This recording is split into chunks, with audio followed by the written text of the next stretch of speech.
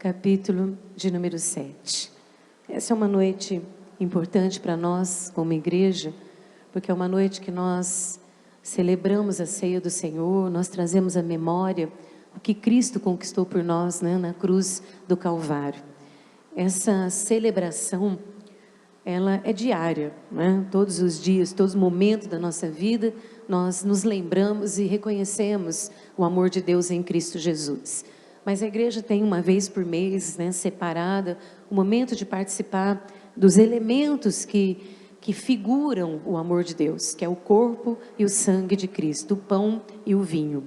E é uma noite especial, porque nós estamos glorificando, nós estamos exaltando, estamos cumprindo o dever da palavra. Então é muito necessário também que seja uma noite de uma fé renovada, né? Uma fé capaz de trazer para as nossas vidas aquilo que Jesus conquistou na cruz do Calvário.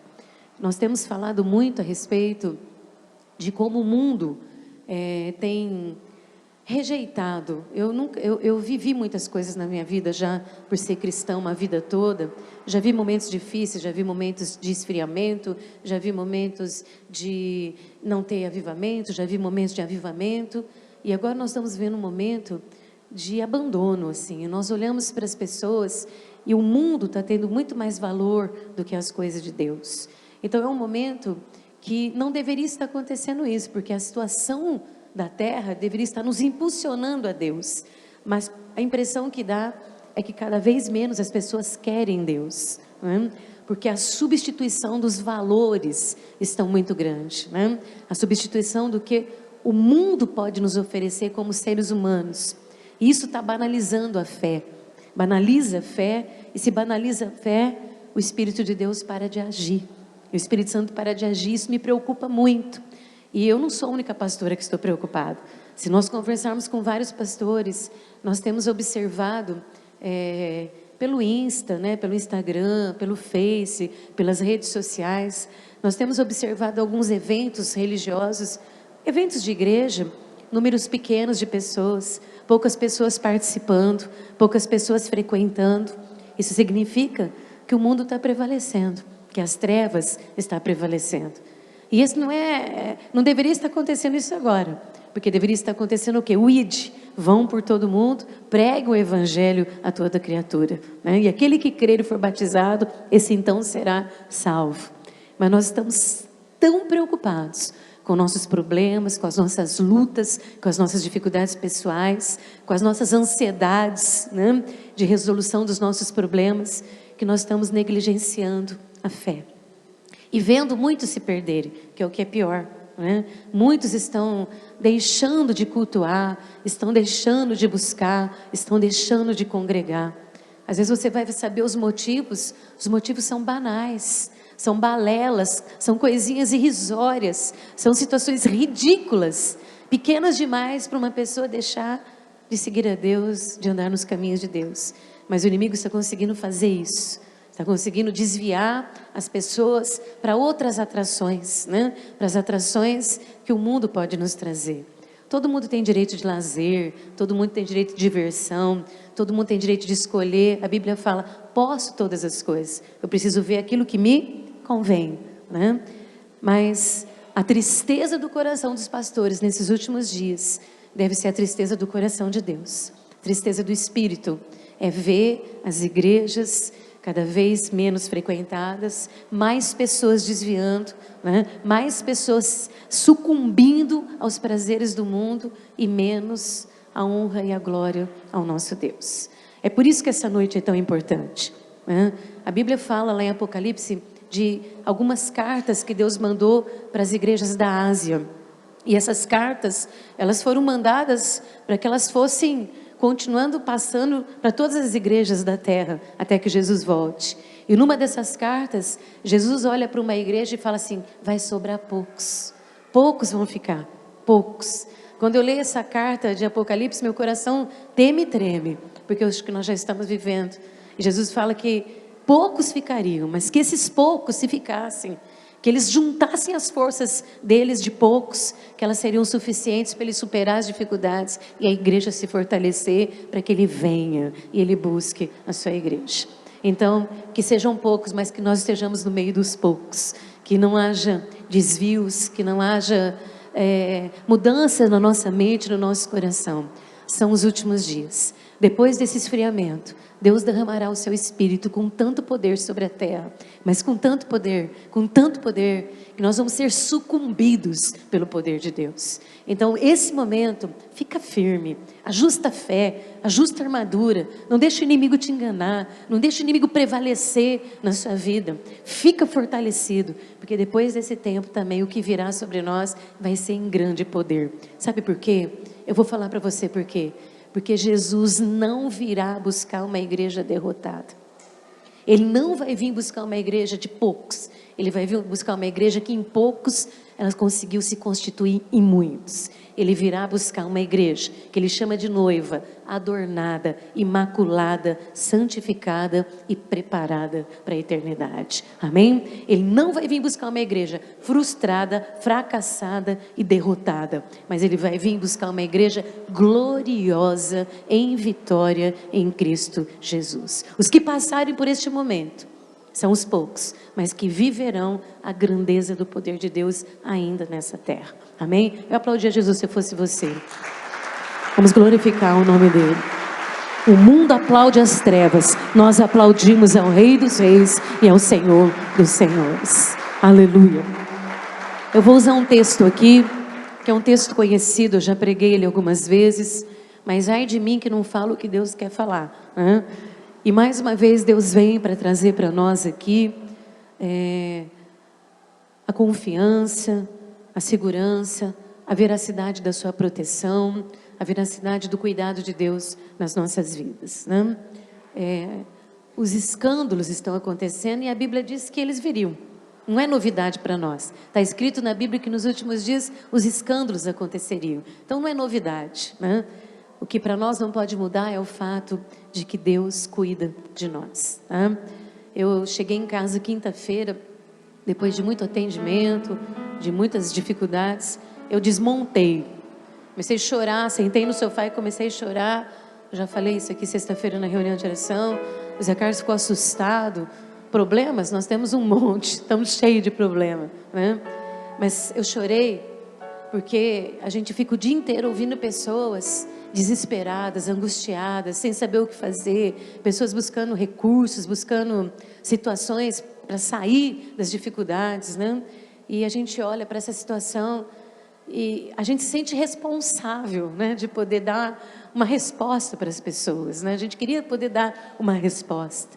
E eu cheguei em casa, eu desabei, e eu falei: Deus, o Senhor precisa se mostrar por nós, porque senão nós não vamos suportar, né?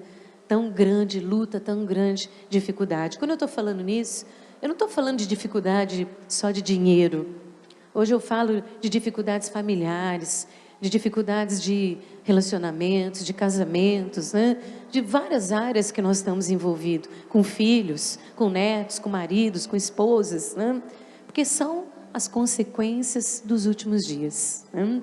Então, Deus me trouxe esse texto e eu quero trazer um recado muito simples. Depois nós vamos cear, nós vamos participar desse momento, mas nós precisamos manter essa semana firmadas na voz de Deus. Amém?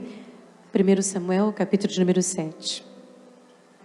Então vieram os homens de Queriate Jearim e levaram a arca do Senhor à casa de Abinadab, no outeiro, e consagraram Eleazar, o seu filho, para que guardasse a arca do Senhor. E sucedeu que, desde aquele dia, a arca ficou em Queriate Jearim, e tantos dias se passaram que chegaram 20 anos. E toda a casa de Israel dirigia lamentações ao Senhor. Falou Samuel a toda a casa de Israel, dizendo: se é de todo o vosso coração que voltais ao Senhor, tirai dentre vós os deuses estranhos e os astarotes, e preparai o coração ao Senhor, e servi a Ele só, e Ele vos livrará das mãos dos filisteus. E então os filhos de Israel tiraram dentre si os Baalins e os astarotes, e serviram só ao Senhor. E disse mais Samuel: congregai todo Israel em Mispa, e orarai por vós ao Senhor. E congregaram-se em Mispa, e tiraram água, e derramaram perante o Senhor, e jejuaram aquele dia, e ali disseram: pecamos contra o Senhor. E Samuel julgou os filhos de Israel em Mispa. E quando, pois, os filisteus ouviram que os filhos de Israel estavam congregados em Mispa, subiram os príncipes dos filisteus contra Israel. O que ouvindo os filhos de Israel, tiveram medo dos filisteus. E então disseram os filhos de Israel a Samuel: não cesse de clamar ao Senhor, o nosso Deus, por nós, para que nos livre da mão dos filisteus. E tomou, pois, Samuel um cordeiro que ainda mamava, e o sacrificou em holocausto ao Senhor. E clamou o Senhor, Samuel ao Senhor por Israel, e o Senhor lhe respondeu. E enquanto Samuel oferecia o holocausto, os filisteus chegaram à peleja contra Israel. Mas trovejou o Senhor aquele dia com grande estampido sobre os filisteus, e os aterrou de tal modo que eles foram derrotados diante dos filhos de Israel. E saindo de Mispa, os homens de Israel perseguiram os filisteus e os derrotaram até abaixo de Bet-car. E tomou então Samuel uma pedra, e ali colocou entre Mispa e Sem, e lhe chamou Ebenezer, e disse: até aqui nos ajudou o Senhor. E assim os filisteus foram abatidos, e nunca mais vieram ao território de Israel, porquanto foi a mão do Senhor contra eles todos os dias de Samuel. As cidades que os filisteus haviam tomado a Israel foram restituídas, desde Ecrom até Gate e até os territórios dela. Arrebatou Israel das mãos dos filisteus, e houve paz entre Israel e os amorreus. E julgou Samuel todos os dias da sua vida a Israel. De ano em ano, fazia uma volta, passando por Betel, por Gigal, por Mispa, e julgava a Israel em todos os lugares. Porém, voltava a Ramá, porque sua casa estava ali, onde julgava a Israel, e onde edificou um altar ao Senhor. Amém? Só até aqui. Os textos do Antigo Testamento, eles são muitas vezes de difícil compreensão pela própria erudição, às vezes, das palavras, né, do conhecimento das palavras, e também ele fica um pouco estranho para nós, porque Israel, né, uma nação lá do Antigo Testamento, tinham culturas, né, tinham costumes totalmente diferentes dos nossos costumes de hoje. Principalmente porque Jesus ainda não tinha vindo, o Espírito Santo não tinha sido derramado ainda sobre o coração dos homens. Então a forma de Deus se relacionar com o seu povo e o povo se relacionar com Deus era diferente, né? Hoje nós saímos de casa, cada um mora no seu bairro, cada um pegou seu carro, sua moto, né? Sua maneira de vir, se locomoveu, veio aqui, né? E Jesus está no coração de todos, e o Espírito Santo está agindo em todos, de uma forma individual, e vai ministrar individualmente em cada um de nós, naquilo que Deus quer falar, que Deus quer ensinar. Às vezes eu fico surpresa, porque eu prego, eu nunca ouço minha pregação, é muito difícil, mas de repente passa lá 2 meses, uns 20 dias que eu preguei, eu vou ouvir uma pregação, eu falei isso, não lembro de ter falado isso, né? Aí eu vejo como que Deus, Ele é realmente único para cada um de nós, na maneira dele falar, dele dialogar individualmente com cada um de nós. E às vezes eu vou atender alguém lá no escritório também, depois do culto, e a pessoa fala assim para mim: nem precisava, pastora, porque Deus já falou tudo que eu tinha que ouvir. Aí Deus falou assim, assim, assim. Eu falo: nossa, mas a hora que eu estava pregando, não era isso que eu estava pensando, não era nisso que eu estava falando. Mas o Espírito foi lá e falou no coração daquela pessoa, da forma que ela precisava entender, da forma que ela precisava ouvir, da forma que ela precisava ser ministrada. Isso é poderoso demais, é maravilhoso demais. Mas no Antigo Testamento não tinha Espírito Santo, Jesus não tinha sido enviado, e as pessoas eram então julgadas pelos juízes. Não teve um período onde os juízes julgavam a terra, e também ouviam a voz de Deus através dos profetas, que também muitos deles eram sacerdotes, que também ministravam perante Deus em favor do povo. Então vamos dizer assim, que as coisas eram mais difíceis. Hoje é muito mais fácil, porque você está lá no seu quarto, você invoca a Deus, Ele responde, você ouve um louvor, Ele fala, você abre a Bíblia, né, e você compreende. Mas naquela parte, nesse tempo as coisas eram muito mais difíceis de se entender, de saber e de compreender, ouvir a voz de Deus. E eu fico pensando, né? Se hoje tão fácil, já tem tanta gente desistindo, você imagina antes, sem esse mover como deveria ser. Na verdade, essa nação, esse texto, vamos dizer aqui hoje, domingo passado eu falei sobre uma pessoa, falei sobre Jeremias, né? Usei o exemplo dele, a individualidade dele, do processo dele para com Deus, mas hoje, mais uma vez, o Espírito nos traz a falar a nível de nação, de povo, né? De pessoas, de coletividade, né? Hoje Deus quer falar individualmente, mas tem um recado para a coletividade, para a nação chamada nação de Deus, povo de Deus. Israel era um povo que sabia que eles eram um povo de Deus. Eles conheciam esta verdade. Era ensinado para eles desde o nascer. As leis eram incutidas na mente desde criança, o conhecimento desse Deus. Só que não era suficiente para que eles permanecessem fiéis nos seus compromissos, nos seus ofícios, porque o homem, ele tem um coração endurecido.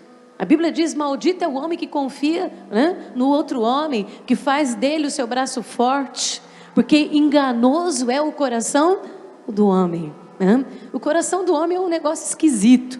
Ele pode até ouvir a verdade, o que é certo, mas se ele vai fazer o que é certo, é aí que está as questões. E essa nação chamada Israel, por muitas vezes, a nação de Israel saiu dos caminhos de Deus, se desviou dos propósitos de Deus, não que eles esqueciam que Deus era Deus, mas porque eles não conseguiam permanecer fiéis às promessas, aos mandamentos, às ordenanças e aquilo que Deus tem para o seu povo. E essa nação de Israel, por muitas vezes ela passou por problemas políticos, por problemas governamentais, né? Como nós estamos vivendo hoje. Problemas políticos e problemas governamentais. Mais uma vez Deus nos traz a um texto, e eu acredito, eu confio, porque senão eu nem estaria aqui, irmãos, né? Eu nem estaria aqui. Eu certamente estaria infelizmente Deus não me deixou ser, né? Mas estudei muito para mim poder ter minha própria profissão, para mim ter meu próprio dinheiro, mas não foi isso que Deus quis para minha vida, e Ele me trouxe aqui. Então eu sei o que eu estou pregando, eu sei o que eu estou falando, eu sei que se Deus nos trouxe mais uma vez aqui hoje para falar sobre a nação, para falar sobre o momento que nós estamos vivendo, para falar para nós como povo de Deus, como uma nação separada, embora no Brasil, mas uma nação de Deus, é porque Deus tem algo grandioso para fazer na nossa vida. Senão nós não estaríamos aqui hoje. Nós poderíamos ter ficado em casa, tomando chocolate, assistindo Fantástico, né? Mas se Deus nos trouxe aqui hoje para falar mais uma vez sobre esse momento, sobre esse tempo, é porque é a forma que Ele quer agir. E não tem como o meu coração agir, o seu coração agir, se nós não conhecermos quem é Deus e como Ele age pelo seu povo. Então esse texto, ele é um texto que ele é muito aplicativo ao momento que nós estamos vivendo, porque as pessoas não conseguiram permanecer realmente na integridade, na idoneidade, nos caminhos corretos que eles deveriam viver pelo conhecimento do Deus que eles tinham. Todas as vezes que as pessoas permitem que o seu coração seja dividido, quando nós vamos nos primeiros anos de escola, faz muito tempo que eu estou fora, se tiver professor aqui, você me corrige, se eu estiver errado, né? Mas eu já dei aula há muitos anos, mas faz muito tempo que eu estou fora, eu não sei como é que é o material hoje.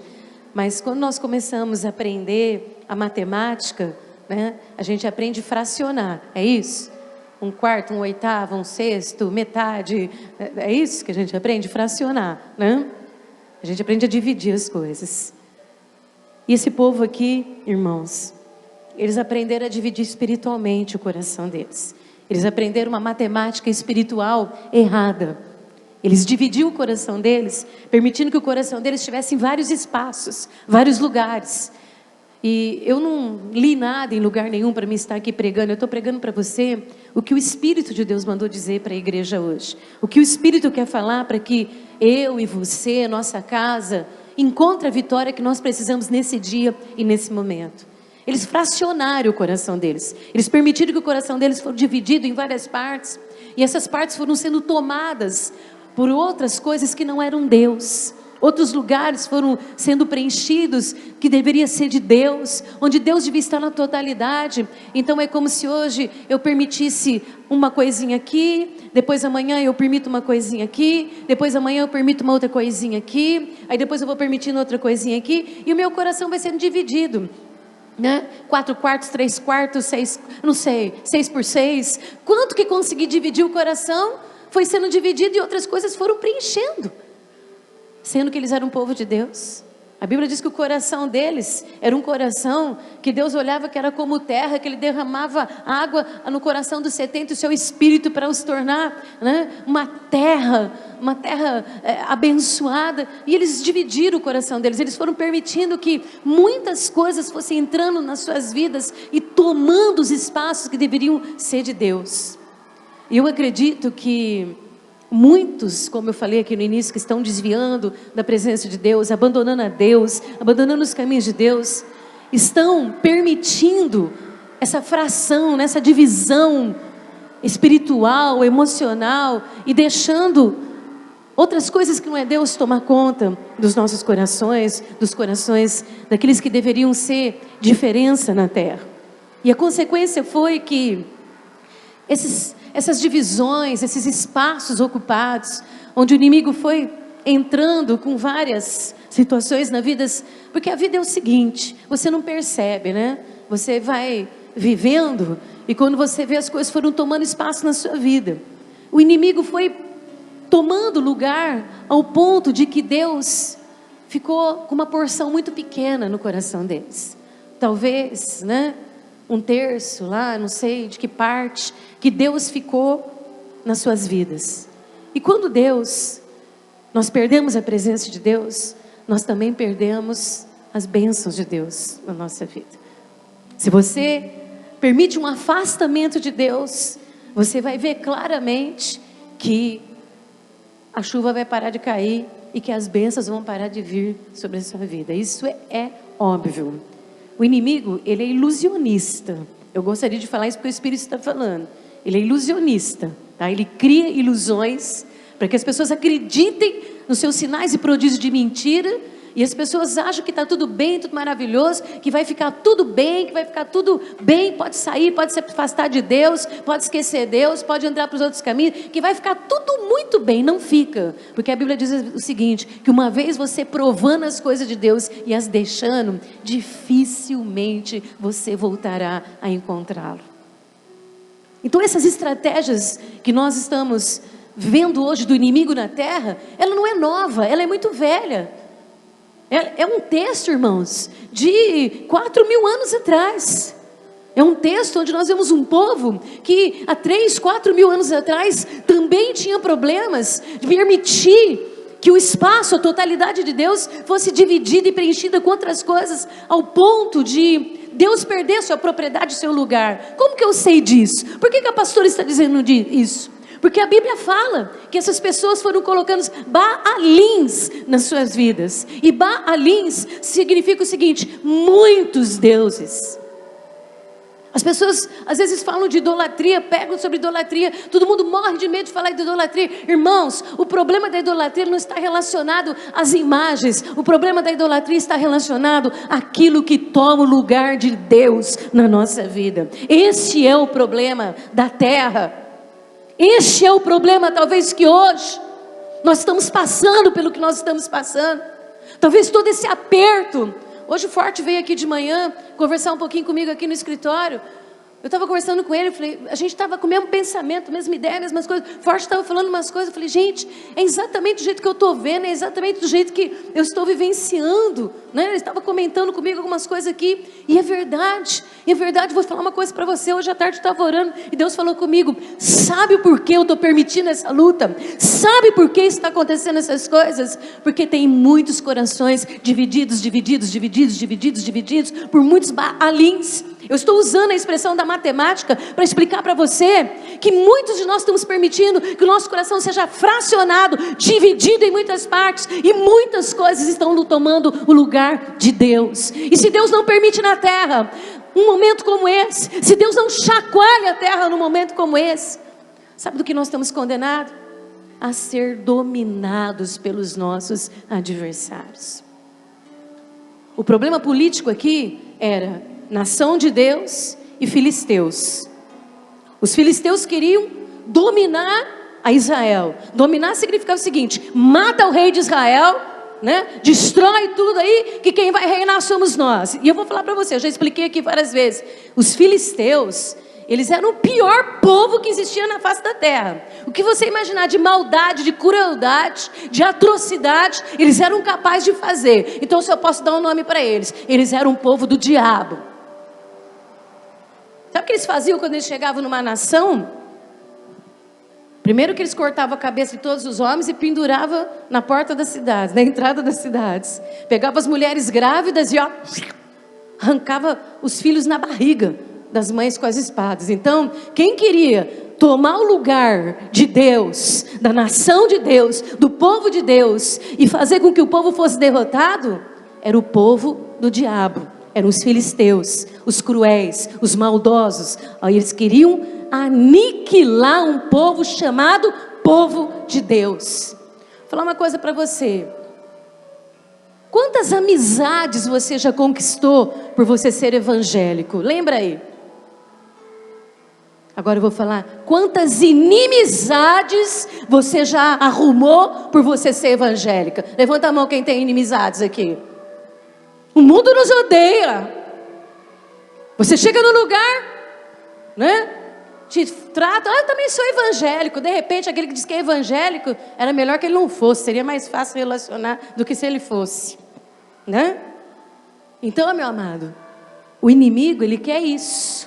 Ele quer dividir os nossos corações, ele quer tomar os seus espaços a tal ponto que o afastamento da presença de Deus traga as consequências que nos levem a uma derrota.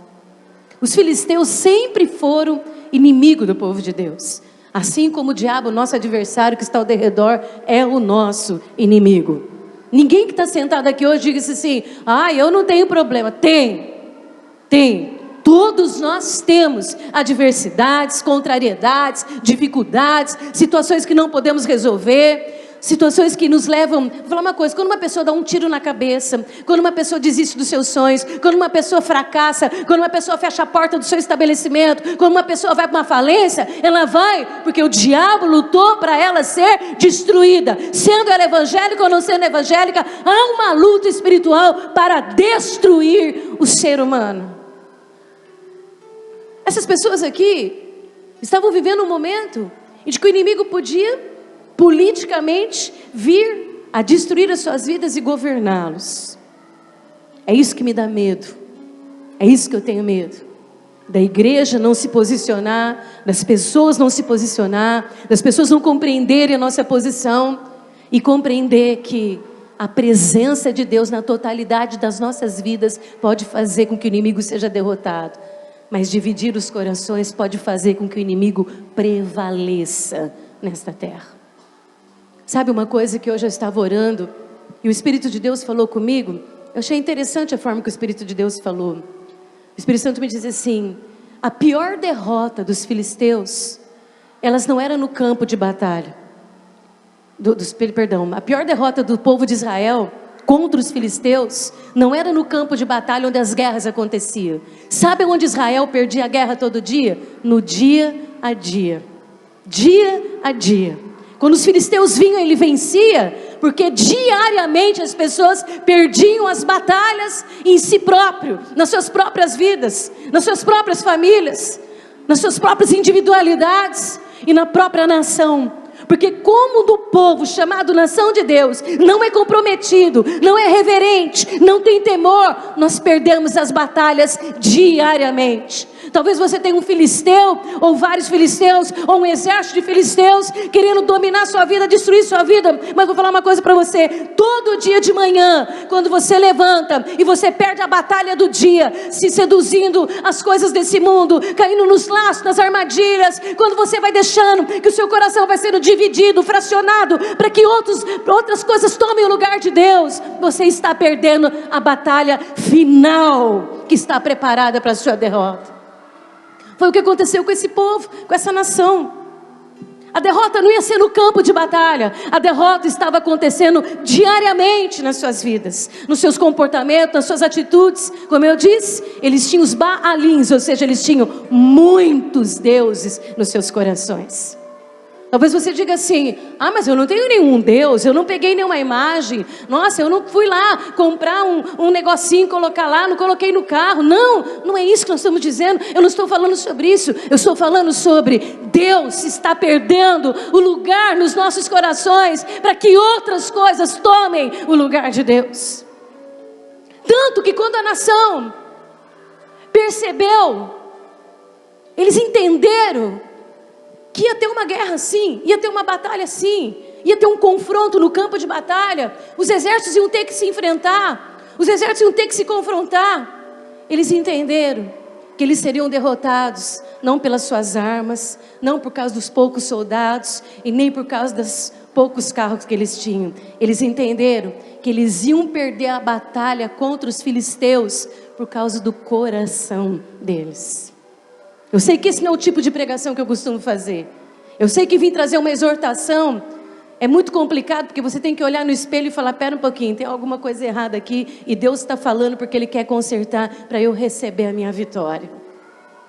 Eles entenderam isso. O medo deles não era ter que ir lá batalhar no campo de batalha, porque eles iam perder, porque nós sabemos que os filisteus, eles eram em muito mais número, em muito mais arma, um exército muito maior, muito mais carros de guerra, muito mais espadas, muito mais armaduras. Nós entendemos e conhecemos isso biblicamente, mas nesse momento bíblico, eles pararam, eles refletiram, e eles entenderam que alguma coisa estava errada.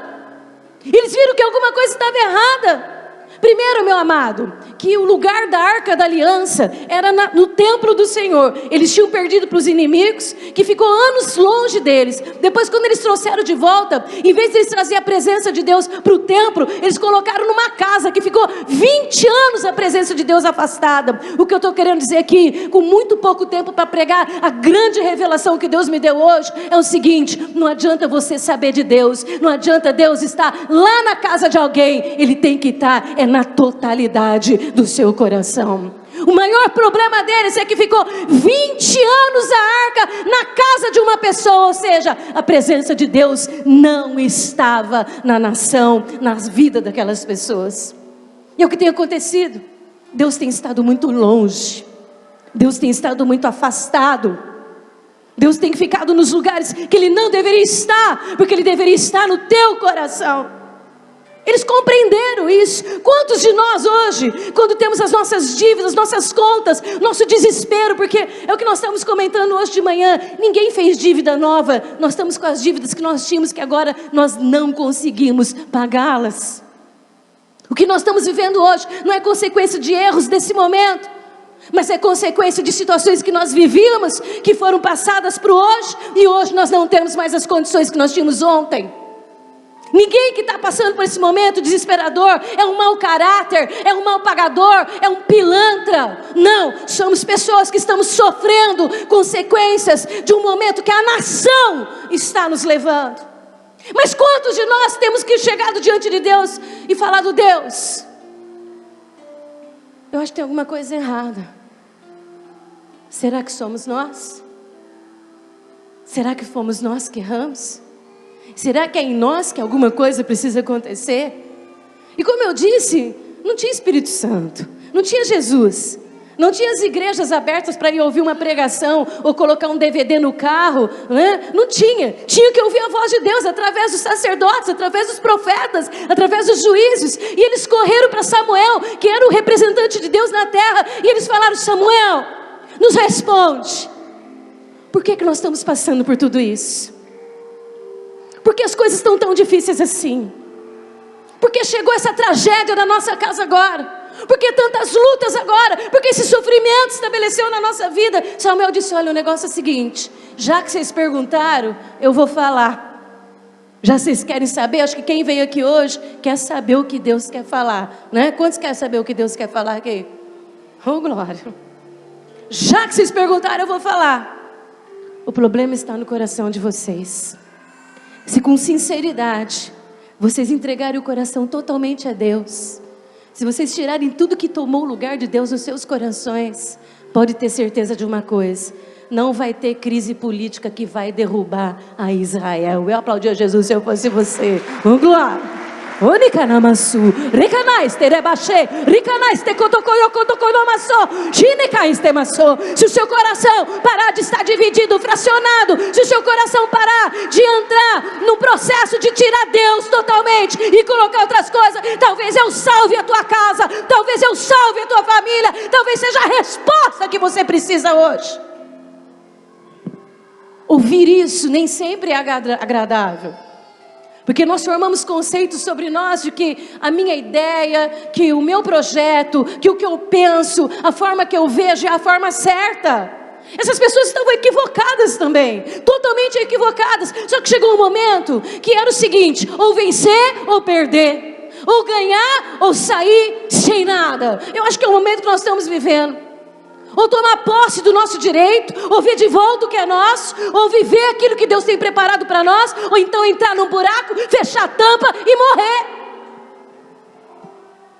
É o tempo do tudo ou nada. Eu acredito que nós estamos vivendo isso. É o tempo do tudo ou nada. E se começar por mim, e se começar por você, e se começar por nós, nós vamos ver esta nação ser arrebatada pelo poder de Deus, meu amado. Diz que naquele momento houve uma grande compreensão.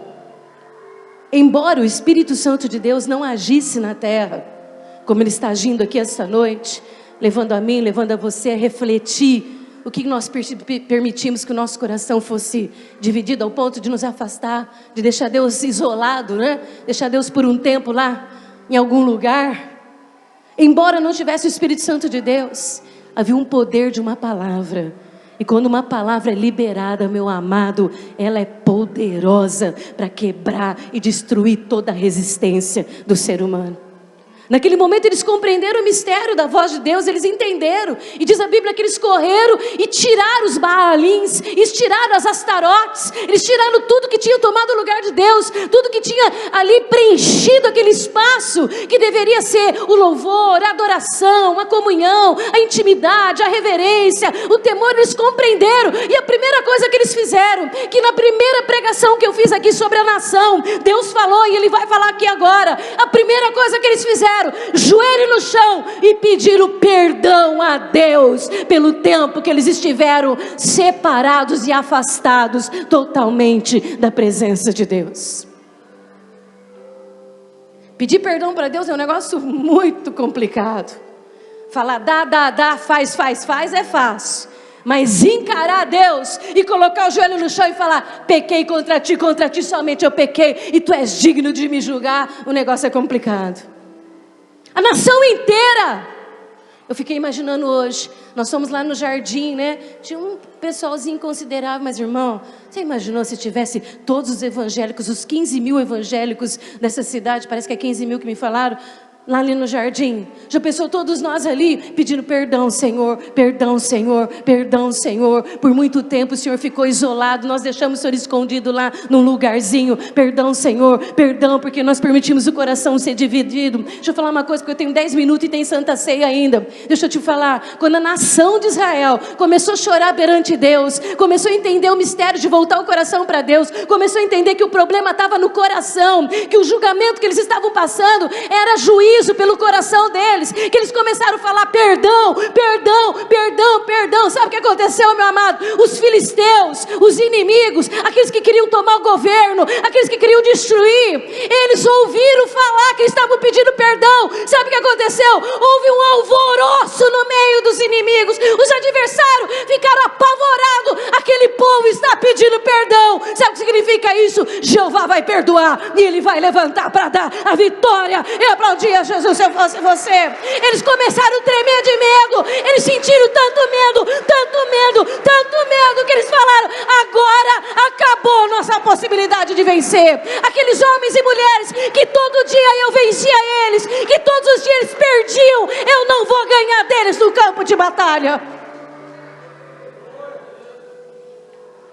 Meu coração está queimando aqui, porque quando o povo de Deus entende o mistério de separar o seu coração somente para Deus, de não ter lugares divididos, de não ter lugares preenchidos por outras coisas, o inimigo sabe que Deus vai agir. E ai daquele que se levantar contra ti, porque agindo Deus, quem impedirá? Porque se Deus é por nós, quem será contra nós? Diz que os inimigos ficaram desesperados, eles ficaram apavorados. Eu não tenho muito tempo para pregar, olha lá, não dá tempo. Ficaram desesperados, eles se levantaram e falaram: o negócio é o seguinte, vamos enfrentar eles. Porque é assim que o adversário faz.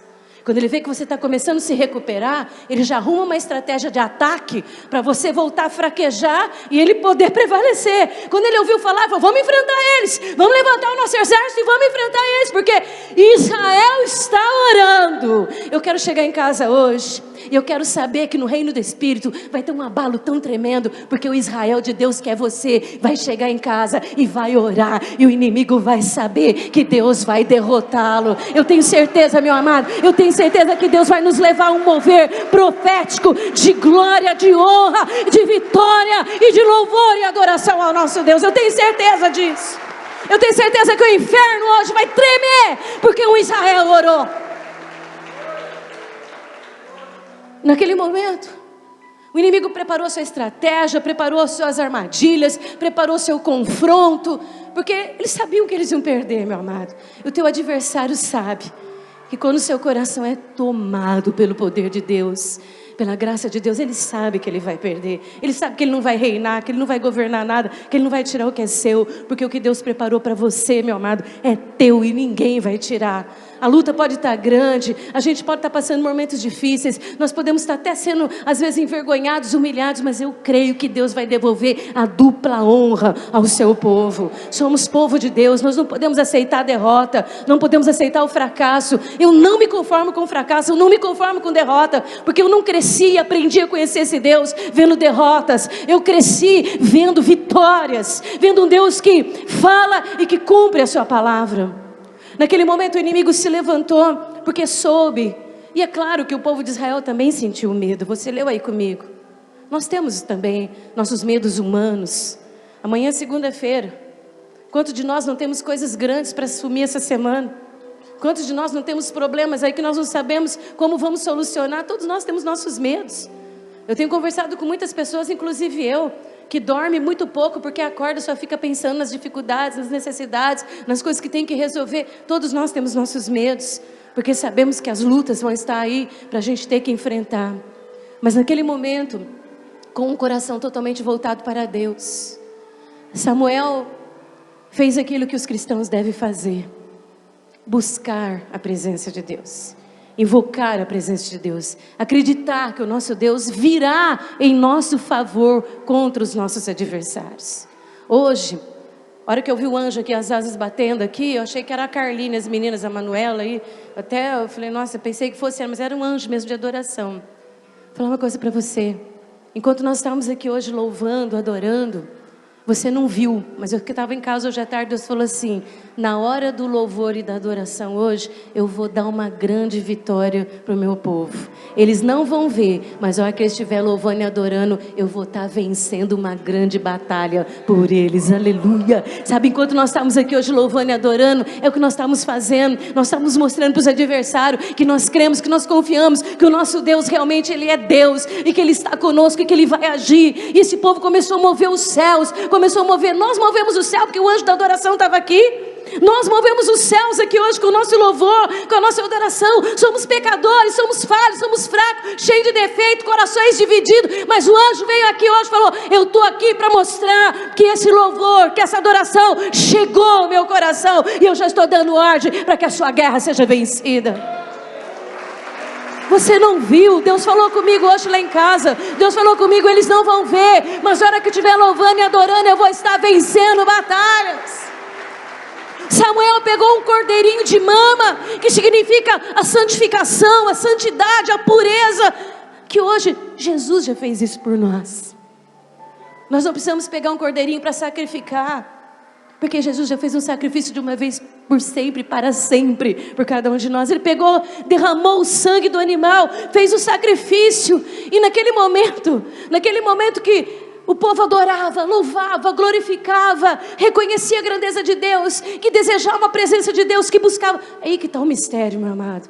Quando a igreja começar a declarar novamente: eu quero Deus, eu quero Deus, eu quero Deus, eu quero a sua presença, eu vou buscar a sua presença, nós vamos começar a ver Deus agir em nosso favor. É aí que nós vamos começar a mostrar para essa terra que realmente existe um Deus que favorece o seu povo. Enquanto eles estavam ali, eu vou ter que correr aqui, enquanto eles estavam ali, inclinando o coração perante Deus, reconhecendo seus desvios, reconhecendo as suas fraquezas, reconhecendo que tinham errado, e o sangue sendo derramado, diz que Deus deu um estampido tão alto nos céus.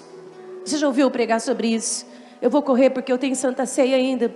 Diz que Deus fez um estrondo tão alto nos céus. Eu fiquei imaginando hoje o que significa um poder, um estrondo tão grande nos céus, que quando Deus trovejou no céu, que deu aqueles estrondos, naquele momento, naquele exato momento, os filisteus foram derrotados na frente do povo de Israel, sem colocar a mão numa espada, sem mover um ataque de guerra. Um estrondo no céu, um grande estrondo, estampido enorme no céu, foi suficiente para cair por terra todos os inimigos de Deus. Eu aplaudia Jesus se eu fosse você, meu amado.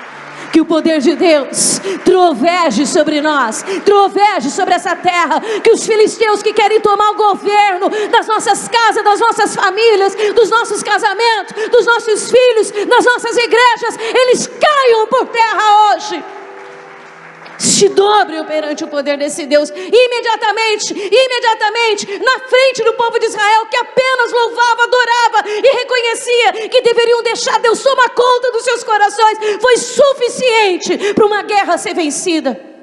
E você sabe que não era qualquer guerra. Eu acredito porque eu vejo isso aqui todos os dias, eu ouço todos os dias, eu vejo as situações que as pessoas estão vivendo. Nós falamos sempre, né? Dependendo do tamanho, maior é o tombo. Dependendo do tamanho, é o tamanho do tombo. Dependendo as condições, assim será as dificuldades de cada um. Tem gente que está com pouco, tem gente que está com muito, tem gente que está com muitíssimo problema. Tem todo tipo de situação que nós estamos vivendo hoje. Porque o inimigo quer tomar o reino, ele quer tomar o poder, ele quer destruir tudo para ele reinar. Mas o Deus que você serve é soberano para agir sobrenaturalmente e derrotar os nossos adversários. Naquele momento, a derrota foi tão grande, tão grande, tão grande, meu amado. Eu preciso falar isso mesmo que já é 9h30, porque senão eu vou ficar sem concluir a minha pregação. Eu vou encerrar aqui porque eu não tenho tempo mais para pregar. Mas vou dizer uma coisa. Tua atitude move o reino do Espírito. Sua atitude faz com que Deus mande os anjos para trazer a sua vitória. Sua atitude mostra para os teus adversários que o Deus que você serve está se levantando para guerrear e que eles vão perder. Vou falar uma coisa para você: o diabo sabe que ele perdeu, tá? O diabo sabe que ele é perdedor. O diabo sabe o endereço dele, porque em Apocalipse fala que o endereço dele é o inferno eterno. Então ele sabe que ele vai para lá, mas ele sempre vai tentar te atacar para derrotar você. Ele conta com a tua fraqueza, ele conta com a tua incapacidade de mudar, ele conta com a tua incapacidade mental de querer algo melhor de Deus. Ele conta com isso, mas ele sabe que se um homem ou uma mulher de Deus tomar uma posição, voltar o seu coração, tirar tudo que não é Deus e colocar Deus no lugar, ele sabe que ele é perdedor. Entende isso? Vou falar uma coisa: quando aquela guerra aconteceu sem nenhuma espada, sem nenhum tiro, porque não tinha também revólver naquela época, sem nenhum ataque, sem ninguém morrer, apenas o poder de Deus trovejando e plá, plá, plá, plá, plá, plá, plá, caindo todos os adversários. Sabe o que aconteceu com o povo de Israel? Ficaram fortes, se levantaram falando: peraí, esse filisteu chegou e tomou isso aqui de mim, eu vou lá buscar de volta. O caso aqui é que algumas cidades tinham já sido tomadas. Você leu aqui comigo, né? Algumas cidades tinham sido roubadas. Eu não perdi nenhuma cidade, mas eu perdi muita coisa nesses últimos dias. Eu não sei o que você perdeu. Talvez sua alegria, sua paz, o seu direito de ter honra, o seu nome, a sua idoneidade, o seu caráter. Eu não sei o que você perdeu, mas eu sei uma coisa: que quando Deus troveja, que Ele derrota os seus adversários, Ele também renova suas forças para você ir buscar de volta o que é teu. Sabe o que aconteceu? Naquele dia foram restituídas todas as cidades que foram tomadas. O que eu quero dizer para você aqui, que hoje Deus restitui para você tudo que foi roubado, porque Deus não está nesse negócio, foi o diabo que tirou, mas Deus te devolve em nome do Senhor dos Exércitos. Pode aplaudir o seu Deus, meu amado. Toma de volta o que é teu, toma de volta o que é teu, toma de volta o que é teu. Restitui, restitui, restitui. Quero minha família, quero meu casamento, quero meu filho, quero a minha casa, quero meu emprego, quero meu salário, quero pagar as minhas contas, quero meu nome limpo, quero de volta o que é meu. Deus falou para você: se levanta, Ele faz a parte dele, Ele troveja e você avança e toma de volta o que é teu. Entendeu o mistério? Pessoal do louvor, vem rapidinho aqui, porque já é 9h30, nós temos Santa Ceia. Feche teus olhos. Você veio aqui hoje para ouvir Deus falar para você que crise não é nada perante o poder do Deus que você serve, que não tem filisteu suficiente nesse governo que pode acabar com os seus sonhos e com a sua vida, que tudo que você precisa é crer e confiar, porque quando Deus encontrar o seu coração totalmente dele, Ele mesmo trovejará por você. A Bíblia diz que quando Deus age, nossos inimigos são envergonhados e são confundidos e são reduzidos a coisa de nenhum valor. Eu acredito que nesta semana toda obra do mal, toda arma forjada que levantou contra você, todos os laços e amarras que o diabo colocou na sua vida, vai cair por terra em nome de Jesus Cristo. Eu posso ver pelo Espírito, e eu não jogo conversa fora, porque eu tenho que dar conta para Deus de tudo que eu falar. Mas já vi isso hoje à tarde, e agora aqui no púlpito eu estava vendo novamente o Espírito me mostrando que esta semana Deus vai te surpreender com a forma dele agir na sua vida. As coisas vão começar a entrar no lugar. Deus já vai começar a mover algumas coisas aqui mais uma vez. Já moveu enquanto nós estávamos louvando, mas Deus já está movendo e as coisas vão começar a entrar no lugar. Estão ouvindo? O tempo passou. Muitas lágrimas foram derramadas, muita dor, muito sofrimento. Mas Deus está agindo. Amém? Feche teus olhos. Esse é o momento que nós celebramos a ceia do Senhor. Não precisamos pegar um cordeiro de mama e sacrificá-lo aqui hoje para oferecer ao nosso Deus. Eles antes tinham oferecido água, que era o bem mais precioso que eles tinham, e depois ofereceram o sangue do animal. Nós não precisamos. Jesus já fez isso por nós na cruz do Calvário. Na cruz está a derrota dos meus inimigos. Na cruz está a derrota dos meus adversários. Na cruz está o poder da conquista sobre a minha vida. Na cruz está o meu direito de vida e vida abundante. Samuel sacrificou para oferecer a Deus o seu pedido, o seu clamor, sua súplica. Hoje, Jesus já fez isso por nós. Como vamos celebrar a ceia do Senhor? Deve cada um examinar a si mesmo. Se você tiver que pedir perdão a Deus, esse é o momento de pedir perdão e acreditar que Ele pode perdoar, purificar e nos santificar pelo sangue de Cristo. Esse é o momento que nós examinamos a nós mesmos. E se nós tivermos também que liberar o perdão para alguma pessoa, esse é o momento. Porque o Pai não pode nos perdoar se nós não perdoarmos aqueles que têm nos afligido. Libere perdão, peça perdão, reconcilie o seu coração com Deus e tenha liberdade para participar da ceia do Senhor. Todos que são batizados nas águas, no nome do Pai, do Filho e do Espírito Santo de Deus, pode ficar de pé e você pode participar da ceia do Senhor. Se você for de outro ministério, de outra igreja, você estiver em plena comunhão com Deus e com a sua igreja, você pode participar da ceia. A Geni, o seu Tito, por favor. Esse é o momento que nós vamos celebrar. Nós vamos fazer uma festa aqui. Vamos trazer à memória o que Cristo conquistou por nós.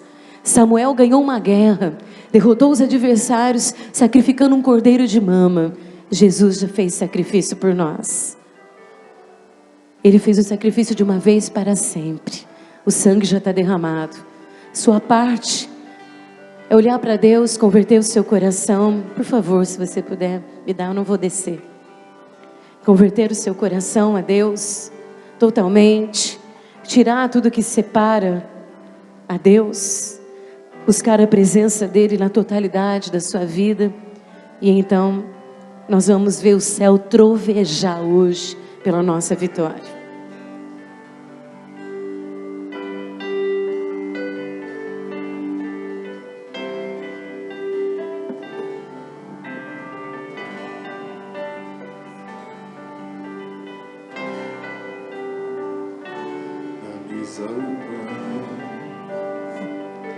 O vinho também, no peito humano, aquilo que vem, chumbado no sorriso, do outro traição. Ele abençoa e parte o pão. Lava os pés daqueles fiéis, e mesmo traidor recebe assim teu vinho e pão, ao invés de rancor, lavou nossos pés, enxugou com a dor. Naquele partir estava todo o meu ser, partido por mim e pelo meu viver. No vinho, amor, no sangue, perdão, em seu mergulhar a minha salvação. Naquele partir estava todo o meu ser, partido por mim e pelo meu viver. No vinho, amor, no sangue, perdão. Venha pegar o pão e o vinho e volte para o seu lugar, que nós vamos ser juntos. Na mesa o pão, o vinho também, no peito amado, com aquilo que vem. Você é livre, meu amado. Não existe algemas. Não existe nenhuma condenação para aqueles que estão em Cristo Jesus, que não vivem mais segundo a carne, mas que vivem pelo Espírito. Somos livres. Não tem condenação para a nossa vida. O Deus que nós servimos, Ele nos ama e Ele perdoa todas as nossas fraquezas e nos reconcilia com Ele. Ele é o Deus que cura. Segure o seu pão, segure o seu vinho, porque você tem o poder da vida e da morte nas suas mãos. Esse é o amor de Deus. Naquele partir estava todo o meu ser, partido por mim e pelo meu viver. No vinho, amor, no sangue, perdão, em seu mergulhar a minha salvação. Naquele partir estava todo o meu ser, partido por mim e pelo meu viver. No vinho, amor, no sangue, perdão, em seu mergulhar a minha salvação. Como está teu coração? Dá uma olhadinha no teu coração agora. Samuel falou para a nação de Israel: o problema é o coração. Já que vocês perguntaram, eu vou responder. O problema é o coração. Entrega ele totalmente para Deus. Busca ele na totalidade. Tira todas as divisões, todas as repartições, todos os cantinhos, e deixa Deus tomar conta dele. E aí vocês vão ver os seus adversários derrotados. Naquele partir estava todo o meu ser, partido por mim e pelo meu viver. No vinho, amor, o sangue, perdão, fez eu mergulhar a minha salvação. Espere para cear junto. Não tome antes. É a comunhão.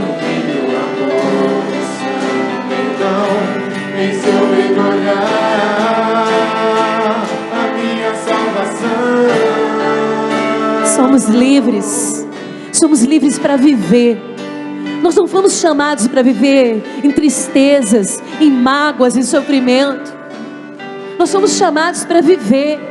Jesus não foi para aquela cruz mutilado, ensanguentado, ferido e machucado para você hoje estar padecendo. Ele foi lá para sofrer, para eu e você não sofrer mais. Ele morreu para que eu e você pudesse viver. O que é que está errado? O que eu posso mudar para eu viver o melhor que Deus tem para a minha vida? Essa é a pergunta que foi feita e que Deus respondeu. Eu quero o teu coração, só meu, sem divisões, sem lugares divididos, separados e escondidos. Se assim for, a vitória é sua. Ele conquistou o seu direito, meu amado. Na sua mão hoje tem a sua alegria, na sua mão tem a sua felicidade, na sua mão tem a sua cura, na sua mão tem a vida. E você não pode aceitar outra coisa a não ser a verdade da cruz.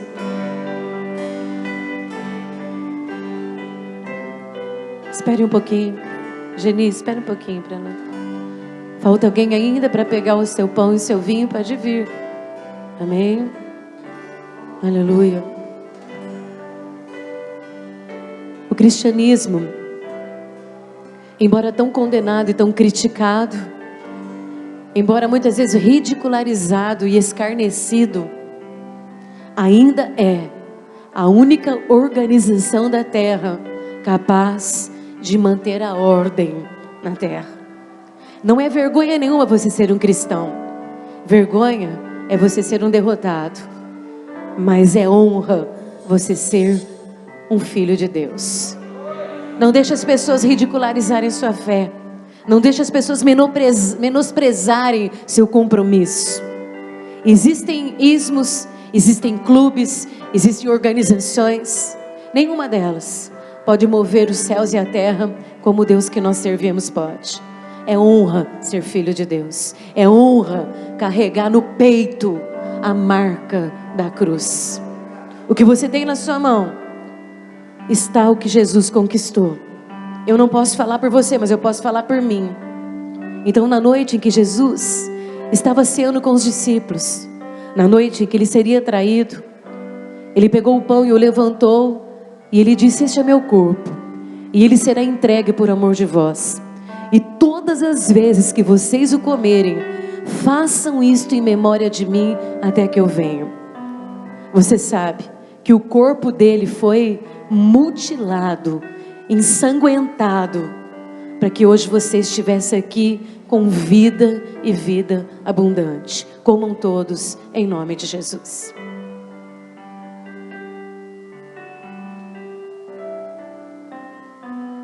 Da mesma maneira, ele levantou o cálice e disse: esse cálice é a nova aliança através do meu sangue.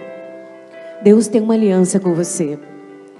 Essa aliança, ela é inquebrável, ela é imutável, ela é irrevogável. O Senhor profetizou no livro de Jeremias, ele diz que esta aliança, ela é tão poderosa, que ninguém pode mudá-la, ninguém pode quebrá-la, ninguém pode fazer com que não se cumpra. Só se alguém for capaz de mudar o sol e a lua de lugar, então pode. Mas como ninguém tem esse poder, então você está segurando na sua mão a aliança que Deus tem com você em Cristo Jesus. E Jesus disse: esse cálice é a nova aliança através do meu sangue. E todas as vezes que vocês o beberem, façam isso em memória de mim até que eu venha. Você não vai beber um suco, você vai estar bebendo o poder da cruz. E nesse poder você recebe o que Ele conquistou por você, em nome de Jesus. Tomem todos. Coloque seu copinho aí no banco. e comece a aplaudir Jesus Cristo, porque Ele é digno, digno de toda a honra, digno de toda a glória, digno de todo louvor, digno de toda adoração. Quando você chegar em casa e você começar a fazer os seus concertos com Deus, vai ter tanto trovão, mas tanto trovão, tanto estampido, mas tanto estampido no céu, que não vai ter demônio que vai resistir à obra de Deus sobre a sua vida. Ouviu? Você tem hoje a oportunidade de ver o sobrenatural de Deus na sua vida.